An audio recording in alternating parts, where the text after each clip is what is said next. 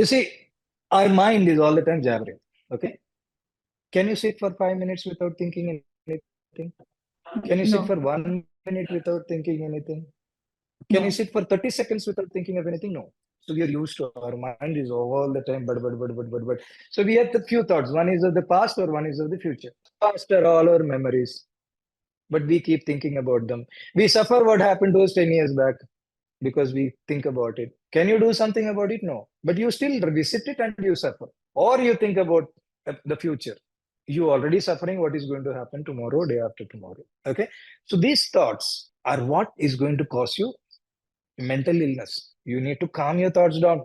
You need to be in the present. You're not enjoying now because of your thought about yesterday and your thought about tomorrow. You need to learn to be in the now. Now, how can you be in the now? By stopping all your thoughts. How can you stop your thoughts? By meditating.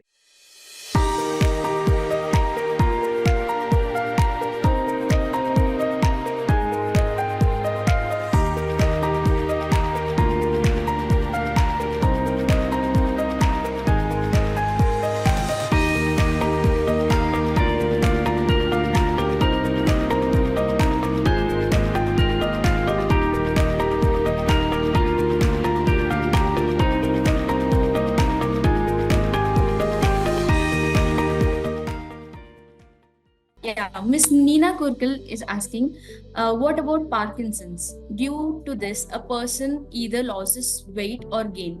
How can such a problem be solved?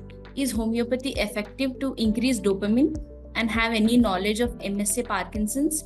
Because someone advised us that homeopathy is the best. You see, first of all, Parkinson's, there is no treatment available for Parkinson's in the medical science. They give you a whole lot of medications which reduces the tremblings of the body and symptomatically. But these medicines do have a lot of side effects also. Now, losing weight in Parkinson's is okay. Why do you want to put on weight in Parkinson's? It's all right. As it is, you're suffering. The less weight you carry, the better for you. So I don't think you should look at increasing the weight of a person. That's not the important thing. But what is important in Parkinson's is balancing the five elements of nature.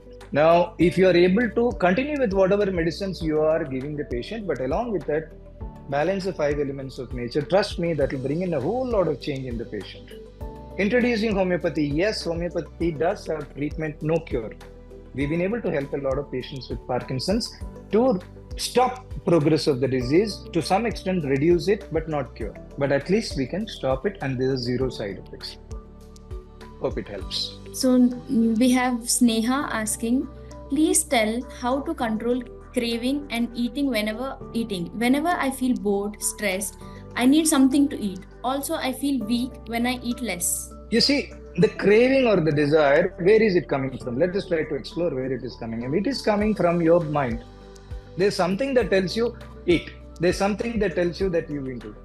Or, never in the history of human existence has food been available so much around us. Food was never available like this visually, or even if you can pay for it now. Everywhere there is food and there is toilet. That was never the case. So there is always a desire. You see it, you desire it. So this desire comes from the mind. Now you have to reach your mind and ask, why am I desiring so much? There is something that is making you desire, which is not the right thing. And that has to be a conflict that happened in your mind. Now, there are many cases where, as a child, they didn't have enough to eat in the house. So they went through an extreme emotion of poverty where they didn't have what they want to eat, or they couldn't eat sweet, they couldn't eat non-vegetarian. Now that gets stuck in the mind emotionally, subconsciously. You see, my thing of abandonment, I never knew till I was 50. So it is possible that you are carrying an emotion within you where you never got anything to eat as a child. So now you feel like eating because it is available abundantly. So you have to visit the conflict that is causing your desire. Nothing happens without a memory. It always works in the mind. So go back, do some meditation, try and see why are you craving so much. There will definitely be a reason in your emotions that you can come. Once you become aware of the reason, it resolves on its own. That is human nature. Once we know what something is happening, it will resolve on its own. Neena Kulkar is asking again, what about belly fats? It's a very difficult part of our body. I'm regularly exercising, yoga, meditation, Surya Namaskar. but everything is going on. But the belly fat, I suppose, is very tough. Like I said, belly fat is something that is genetic. So I have a friend who has beer every day. He has about 6 or 7 beer every day, and he eats well, but he has no belly. He's got a flat. What is the explanation that you can give to that fellow? Belly fat is essentially genetic. It is not that you cannot get rid of it. You can get rid of most of it, but some of it might still be there. But don't give up. Keep trying. If you're able to do the 4 things that I told you, to a large extent, you will be able to reduce it. And of course, do your exercises to strengthen the core. But most of the belly is genetic. So we have Shmuel, who wants to ask his question. Very interesting presentation. And my question is, what connection between obesity and poverty? In other words, how poverty is socially contributing to obesity? Was he talking about poverty? Poverty? Yeah, okay. Yeah. All right. So what happens essentially is when you grow up in poverty, you're deprived of a lot of food items that are there. You do not have enough to eat. So subconsciously, there is always a desire for food. You're all the time looking for food to eat because you do not have. Now, when you get food, you eat it because you do not know if you will have another meal within the next 24 hours or 36 hours. So you tend to eat whatever you get, you tend to eat. This is the natural human instinct that happens in poverty. But if you have experienced poverty at some time in life, that experience remains within your subconscious. Even if there is abundant food that is available for you, you will still reach out to whatever food is available as of now, and you will overeat because in your subconsciousness, you do not know, you have not come to the confirmation that, okay, I will have another meal today, tomorrow. No, your subconsciousness, the belief is that I will not have another meal. So you tend to overeat. You tend to eat whatever you get. I hope that answers your question. Thank you very much. And there's a question from Divyasri. Does really food helps in setting our mood and mental health? Yeah. So see, food is one of the most comfortable thing that one runs to when you're depressed. It's your best friend in life when you're depressed, when you're not happy. Many people run. They don't run to people. They run to food. Food doesn't ask any questions. People will ask you, why are you depressed? Why can't you do it this way? Why this is the wrong thing to do? This is the right thing to do. Food will never ask you anything. You just eat it. You feel nice about yourself. So food is one of the most comforting companion that you can have during emotional mental health. Eating food, will it help you with your mental health? Eating the right kind of food will help you with the mental health. Eating less will help you with the mental health. Eating more will only make you more and more emotional. It will make you mentally sluggish. The lesser you eat, the more you are mentally active. Your brain works best when your stomach is empty. It has been scientifically proven. So food should be just a fuel. Food should not be the reason for your existence. So like they said, now unfortunately so much of comfort and conveniences that offices in America are equipped with food and toilet within the vicinity of 50 feet. That is the rule. You must have enough of food available and you must have a toilet available within 50 feet. That's the kind of life we are living today. Food has become a priority. It should not. It should be just fuel. We should slowly move out of that. If you're addicted to food, you have a mental issue which is making you addicted. Explore it. Why are you addicted to food? Why is it that you have so much of craving to eat sweets? Why are you having so much of craving to eat fatty food? Go explore in your mind why. You will come across a reason. You have to find out a reason. And once you become aware of why, that will resolve and your craving will go. That's how it works. Yeah, there's a question from Deepa Manjunath. There are a lot of tablets now available in Ayurvedic for reducing obesity. Is there any such tablet which helps in reducing the obesity? I have read the messages saying that I have reduced so and so kilos. What do you say about it, sir? One thing everybody needs to understand fighting obesity is what works for one will not work for you, need not work for you. Now, taking this tablet to fight obesity, I told you, that is an effect. Out of 10 people, 2 people, they may lose the effect. But they stop the tablet, they'll get it back again because you are dealing with the effect, not the cause. What works for 2 people may not work for the rest 8 out of 10. So if it is safe, you can always give it a try. It may work, it may not work. Don't be disappointed if it doesn't work. If it works also, don't be disappointed because it will work as long as you're taking it. The most important thing is to treat the cause of obesity that I've been telling. And the cause can be treated by 3-4 things which I've told you. Number 1 is eating the right way, the bowl diet. Number 2 is balancing the 5 elements. Number 3 is taking homeopathy to take care of the trapped emotions which are there. Number 4 is exploring your trapped emotions through that audio or video which you can see. Now these ways, if you're able to do it, if you follow these things, incorporate these in your life, there is no way that you cannot battle this obesity. You will win. I'm talking about a battle that can be won, but you can't expect somebody else to fight that battle for you. You have to be a part of that battle, fight it, and you can win. We have a question from Arasu.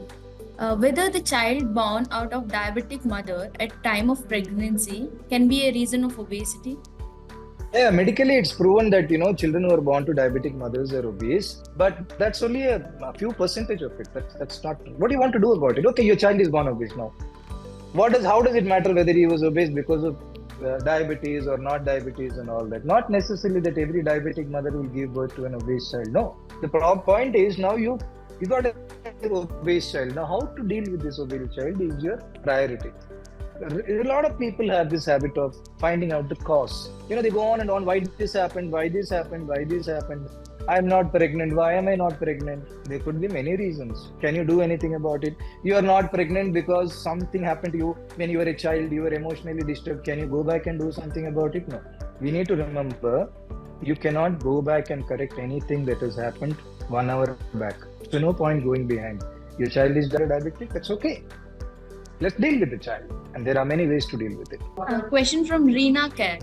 I eat less, but I have obesity and got gastric problem recently. So it is very clear, Reena, your food is not the reason for your obesity. Let's rule that out because you eat less. Obviously, it is not the food that is the reason for your obesity. So there are other reasons for your obesity which you have to explore. And trust me when I tell you this, 99% of the time, it will be an emotional reason. I've been dealing with patients for 35 long years. Every chronic disease comes to me. Every rheumatoid arthritis, every psoriasis, every vitiligo, every migraine, every IBS that comes to me, they all have an emotional baggage that they are carrying. All chronic diseases happen because of emotional baggage that we are carrying. Discard that emotional baggage through spirituality, through yoga, through pranayama, through homeopathic medications, whatever way. Trust me, all your problems will come down. But you have to visit the mind. Do you guys know that a mental pandemic is expected? It is said that in 2045, 50% of the world population are going to be mentally sick. 50%. The one who is sitting beside you may be a mentally sick fellow, a depressed fellow. 1 out of 3 girls in the US, teenage girls in the US, are under prescription medication. The latest statement from the Surgeon General is that every other person in the US is lonely. Now that's the kind of mental pandemic that is going to come in the days to come. Now we are happy. Okay, people like me, okay, we have another 10, 20 years. After that, it is the next generation who will suffer. But if you believe in God, if you believe in spirituality, you should also know that you're going to come back. When you come back, you're going to come back to a house which is full of mentally sick people. So shouldn't we do something about it now itself? Shouldn't we try and see what can be done about this mental pandemic that is going to affect the world? All of us need to address this mental pandemic. We are brushing it aside. We are brushing it under the carpet. We are not visiting. Now Reena says that I don't eat anything, I don't do it. She's going on looking for a solution that can come outside. The solution cannot come from outside. It has to come from inside. You need to look into you. So I always suggest people to go for Sadhguru's inner engineering. Makes you joyful. It gives you a different perspective of things. Mental health is very important. Thank you. So regarding mental health, I have a question. So are there any precautions to take to avoid that mental pandemic? Can we avoid it anyways? You see, our mind is all the time jabbering. Okay? Can you sit for 5 minutes without thinking anything? Can you sit for 1 minute without thinking anything? Can you sit for 30 seconds without thinking of anything? No. So we are used to our mind is all the time but. So we have the few thoughts. One is of the past or one is of the future. Past are all our memories. but we keep thinking about them. We suffer what happened to us 10 years back because we think about it. Can you do something about it? No. But you still revisit it and you suffer. Or you think about the future. You already suffering what is going to happen tomorrow, day after tomorrow. Okay? So these thoughts are what is going to cause you mental illness. You need to calm your thoughts down. You need to be in the present. You are not enjoying now because of your thought about yesterday and your thought about tomorrow. You need to learn to be in the now. Now, how can you be in the now? By stopping all your thoughts. How can you stop your thoughts? By meditating. Meditating is the only way that you can be in the present. Now, people think that meditation is some supernatural thing where, some miracles will happen to them. No. Meditation is only thoughtlessness. You are in the present. That's enough. You are connecting with the cosmic intelligence. So there are many videos you can access on drmanoj.com about how to meditate and how to keep the thoughts away and stuff like that. Being joyful is the only way to prevent mental pandemic. So be happy. Let me put it this way. Since you've asked this question, whatever happens, let's say you're seeing me. Where are you seeing me? You're seeing me inside you because light is falling on me. It is going into your eyes, inverted image, and you're seeing me. You're hearing me within you. When I touch you also, the touch is felt in your brain. When you're happy, where do you feel it? Within you. When you're sad, within you. When you're joyful, within you. When you're jealous, within you. When you're angry, it is within you. There is no human experience that happens outside you. Every human experience happens within us. If everything is happening within us, do you choose to be joyful or do you choose to be sad? That's a question you need to ask yourself. And if you can work towards it, because everything is coming from within, you are the one who has the control. I don't have the control. So you need to change and become joyful from within. So our next question is from Sneha. In bowl diet, is it okay if I include sweet every time? Just asking, since you told you can fill it with anything. You must, Sneha. If your desire is to have so much sweet with every meal, eat it, but a bowl full. So much of desire is there. After a few days of eating it every day, your desire will come down. For sure it will come down. You won't feel like eating a sweet after that. You might want to eat a little bit. Go ahead and eat. Nothing will happen. What can affect you more than eating a sweet is the guilt of eating sweet. I'm eating this, I'll put on weight, my stomach will go this way, that will happen, this will happen. It is the guilt that will cause more harm, not the sweet.